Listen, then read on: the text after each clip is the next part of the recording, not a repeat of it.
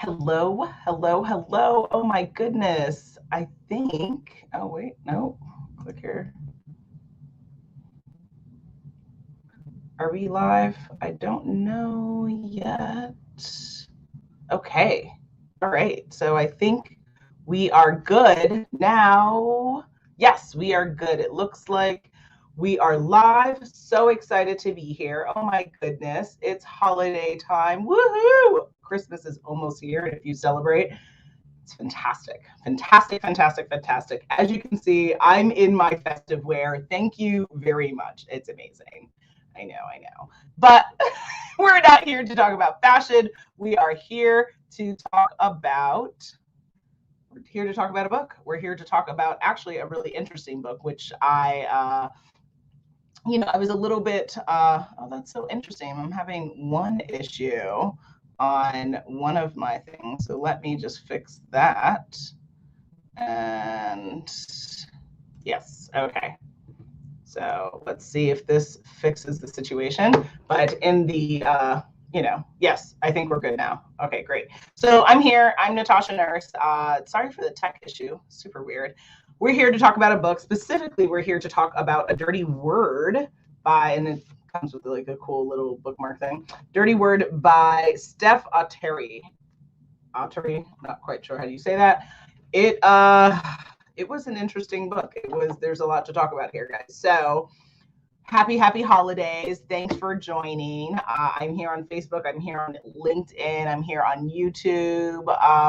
It's going to be a good conversation. So let me get my slides up and running so that we can kind of do our deal and let's have at it. All right, so what are we going to do in how we spend the next 30 minutes together? First, conversations. Usually I like to just kind of do a nice meet and greet intro. If you have comments or thoughts, please put them in.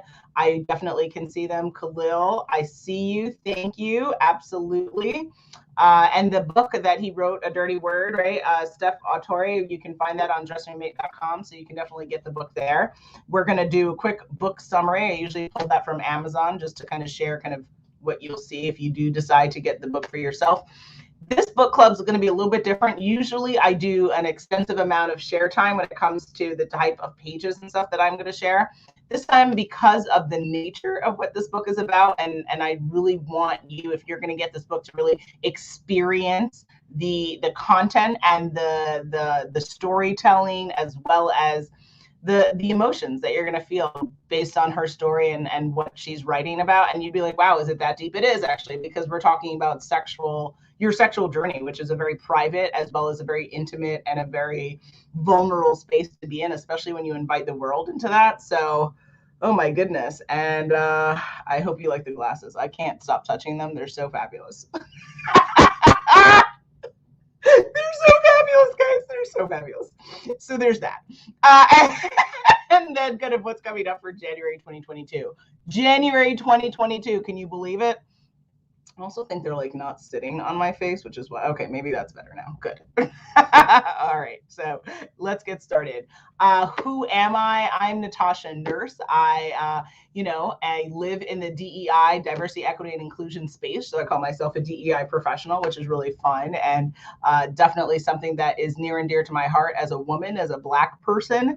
I am deeply invested in the success of marginalized communities, and so being able to have impact in my day job really is meaningful to be able to do that. And then outside of that, I also am a coach, primarily focusing on career, media, and accountability coaching. So if you work with me, which the folks who do definitely enjoy my Jamaican love when it comes to helping you get where you need to go in your career, when it comes to how you present in media, as well as just holding you accountable for your goals, whether they be personal or professional.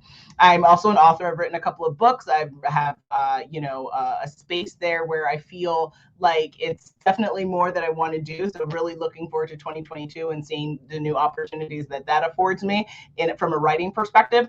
And then podcasting, hubbies on here. We are the hosts and the creators and founders of Woken Free. It is a movement. It is more than a podcast. It is a way of living and existing. So very proud of that. We hit our 4-year mark there.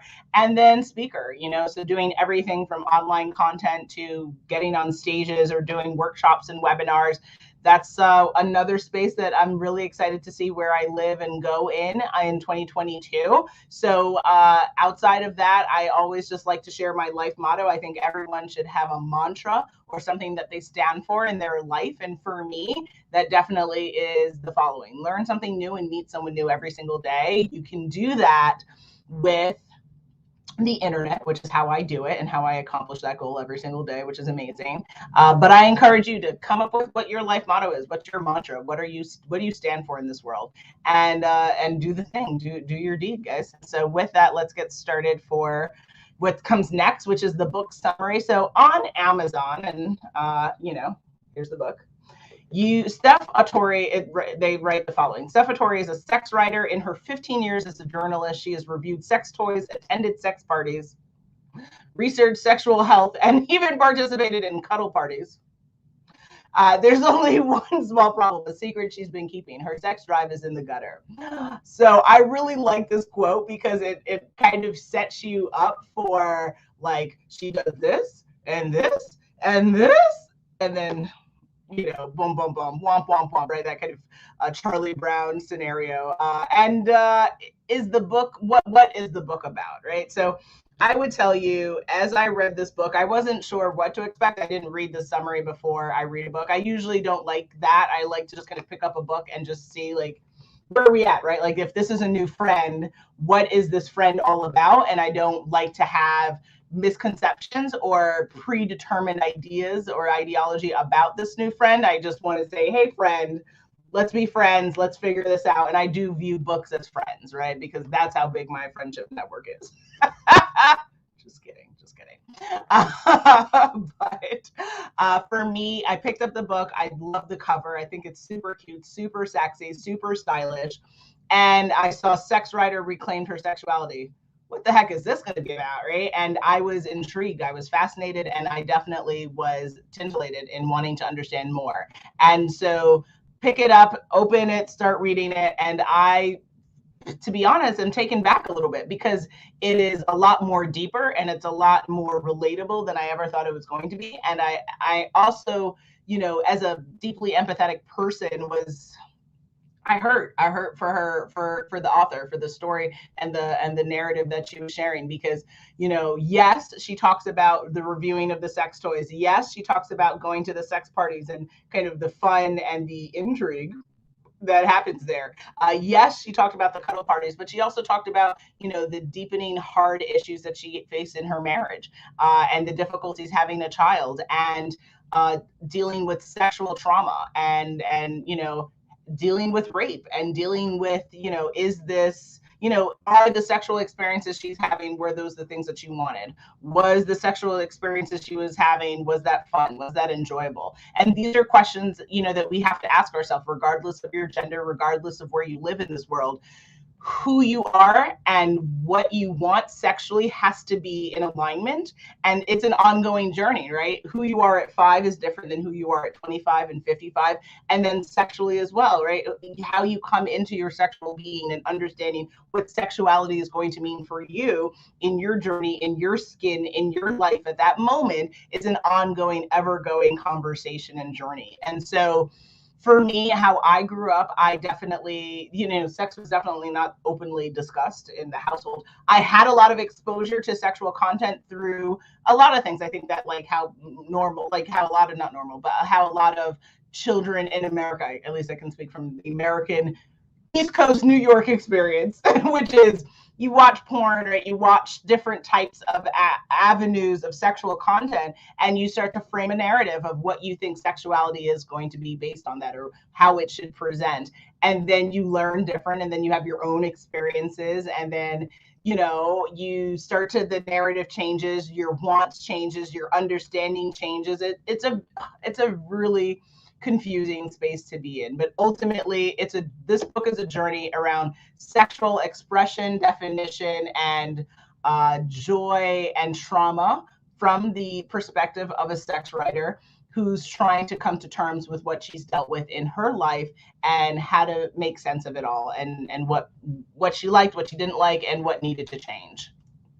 So lessons and reflections, and I think I might keep this going forward for the future book clubs, like in 2022, of, I don't know, I think maybe it might be more meaningful for you guys to understand kind of what my takeaway points are, and maybe one or two share points, but ultimately, if you are going to get the book, you're going to get the book based on your interest and your intrigue from this conversation, as well as other types of conversations you have around books. So first and foremost, this is something that we all know, but I think it needs to be said. Sex is not a dirty word, right? Like, even just reading this book, like, initially made me nervous, because I definitely, I would say, in my as a content creator, in my journey of this, I haven't necessarily done an extensive amount of content around sexuality, just because, is that necessarily a space that I feel comfortable talking about publicly? Not necessarily.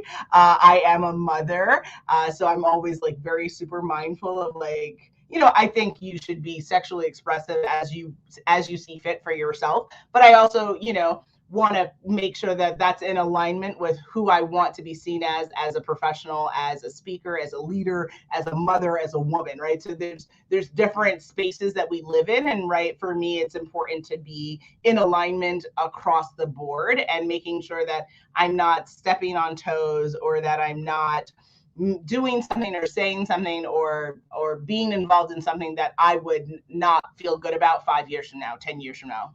Does that make sense? So, it was a little bit nerve-wracking, but I wanted to push and stretch myself a little bit as we get into 2022. That's kind of a personal pledge I'm going on, of just being a little bit more open with myself, as well as the type of content that I put out there, and making myself stretch, because the human experience, unfortunately, we don't grow when we're comfortable, we grow when we're uncomfortable. So this conversation in and of itself will cause or create growth for me. Regardless of how uncomfortable I am about it, it's a necessary point of growth. So sex is not a dirty word. Sex is something that has been around since the beginning of time, right? This is a natural act. We as human beings wouldn't exist without it, prior to technological advancement that we've had. And it's okay to write about it. It's okay to share your journey. It's not something that should not be normalized. We need to normalize the conversation of sex, especially in the United States. I can't speak outside of the United States, but for those of us living here, we've got to be comfortable talking about sex. It's not a dirty word. Next, libido.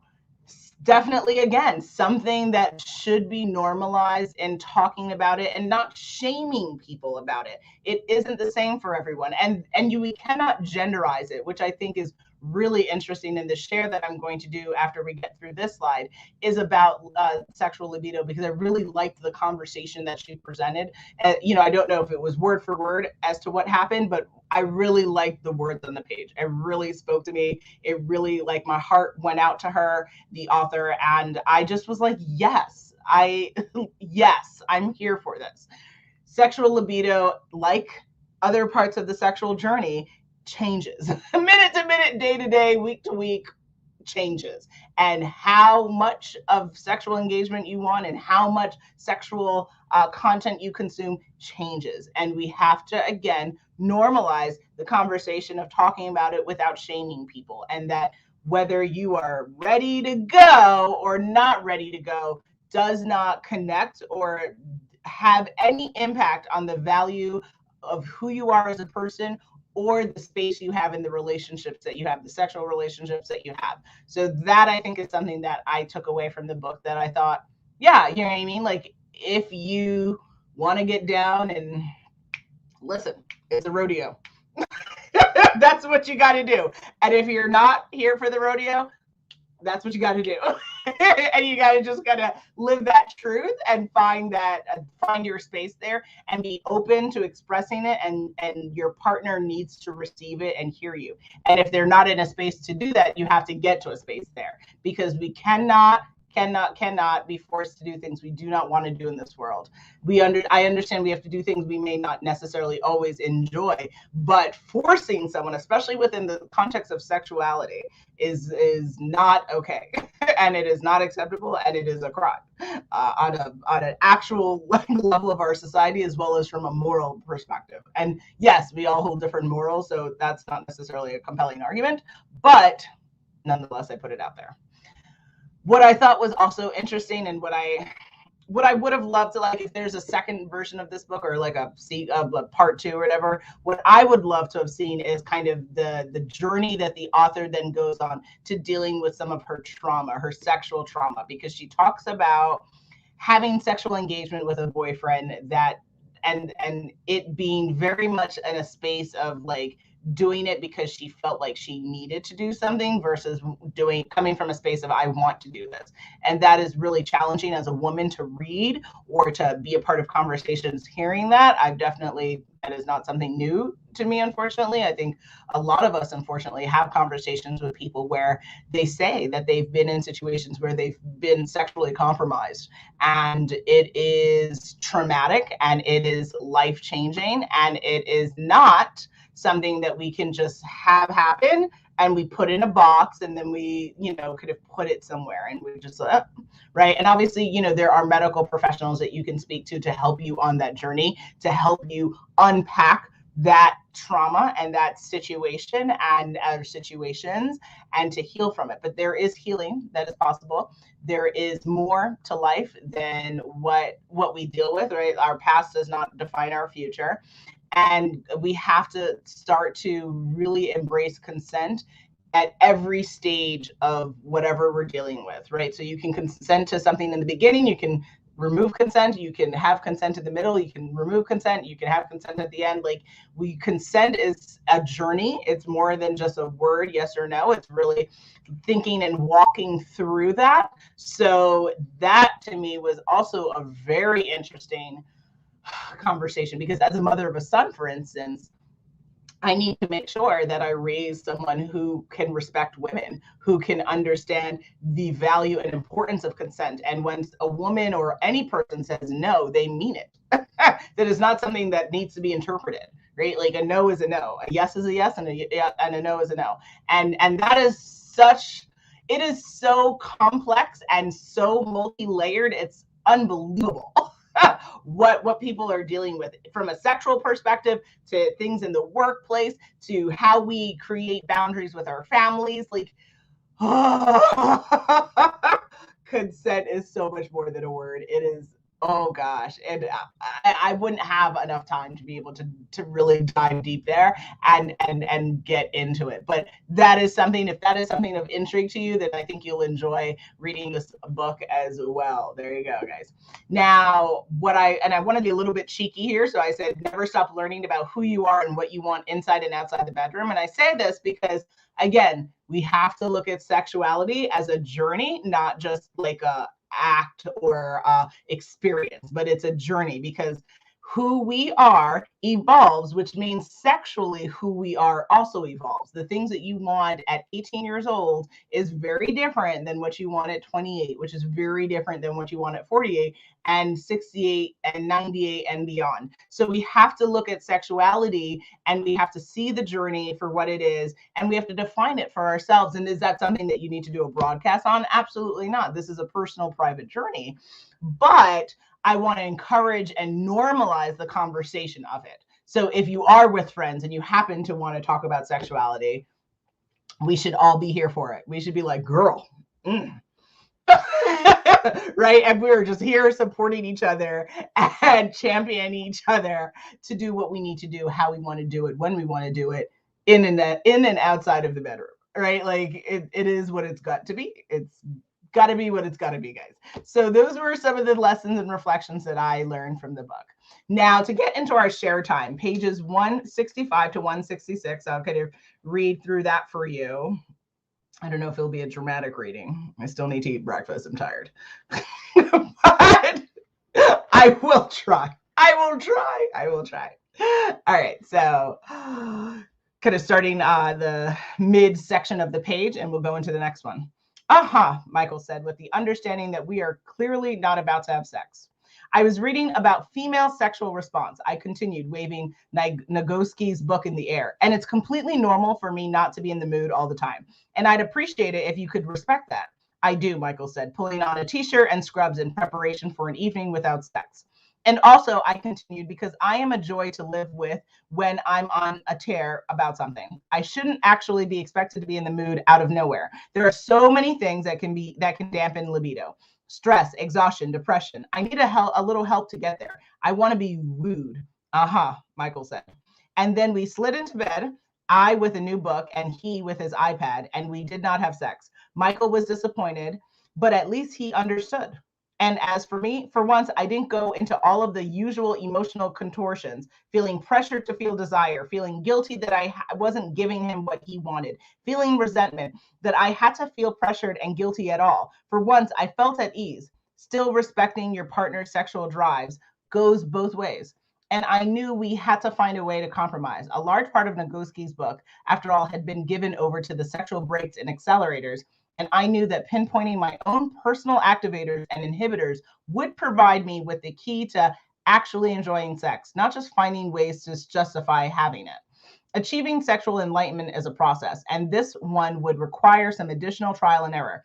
Fortunately, with the added pressure of all those outsized expectations I'd long been holding for myself, it became that much easier to focus on what brought me pleasure and what turned me off. In time, sex became something I could sometimes enjoy, not something I had to speed hump my way through out of obligation. And during that time, through my epiphany about out of sync libidos and the complexity of the sexual response cycle, revealed to me that my entire career had been built upon a massive misperception. I continued to write about sexuality, except now I wasn't writing to fix myself.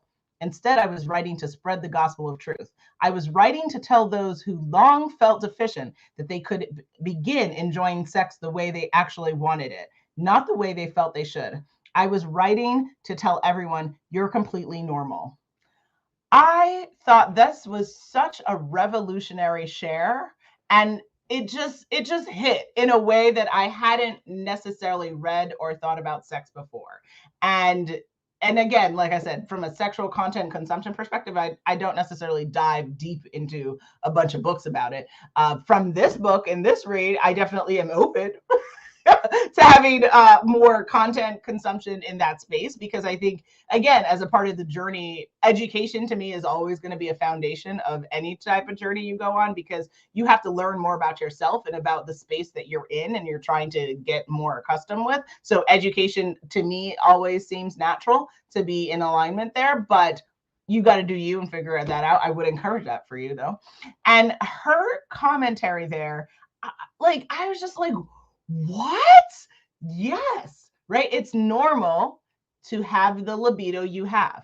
It's normal to want what you want when you want it. It's normal to try to say, hey, it's not just about, hey, ma'am, thank you, ma'am, but it's about getting to that place, and however that means and whatever that means for you.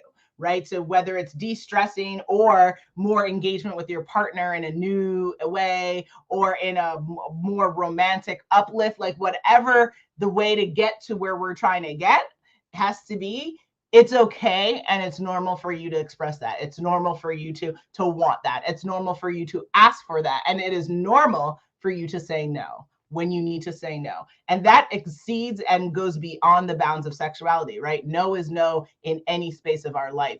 Boundaries have to be in place for us to feel safe within our bodies, within our minds. So I was, oh gosh, I could read that over and over. I really love that section.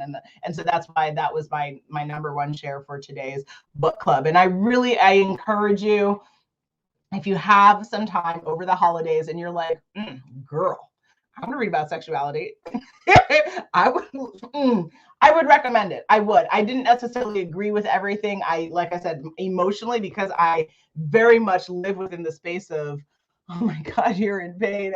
I'm in pain too. Like, that's just who I am as a person. I cannot stand people hurting. It really hurts my heart. But I understand that we live in a world where, hurt is a part of the human experience. So it's, wipe them tears and put on fun glasses and keep it moving, boo. But when we can learn and we can take a moment to really have those important conversations and to learn about sexuality from a different perspective, from a educated and entertaining perspective, I'm all here for it. It was brilliant. It was absolutely brilliant. So definitely consider it. Now we're making great time, which is good, so that we can, go on and I can eat breakfast.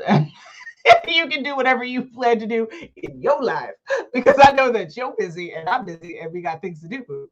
So with that, I want you to join the book club because I want you to be able to have fun with me every single month. My mission in life is to have people love content and to love education and to love themselves in every aspect of their life for every pound that makes you up physically, mentally, spiritually, and beyond. And so for January, what am I reading? I'm reading Power Thoughts by Joyce Meyer. Yes, this is a faith-based type of book. You may or may not be Christian, but at the end of the day, I think that if you appreciate knowledge and you appreciate education, you appreciate leadership, then you can take it from any space, right? And fundamentally, if that doesn't offend you, then I expect to see you there, and you should be there ready to understand what are the strategies and the necessary thoughts that we need to have in our minds to be able to make the most out of 2022. So where do you join? You join at dressingroom8.com. Definitely please subscribe to the blog and the newsletter as well, the monthly newsletter that goes out. And again, I just encourage you to get back to you and me, guys. Get the book. It's on dressingroom8.com. I recommend it for the following reasons. A, if you are uncomfortable with talking about or reading about sexuality, let's have some growth moments. Get the book. If you are interested in, if you have no problem with sexuality and discussing it and or reading it, and you want to read about it from a little bit more of a kind of a analytical perspective, get the book. If you also just want to read about a sex writer's journey, which I hadn't read before, so I was totally fascinated with, get the book. So if that is not clear to you, I don't know what else will be.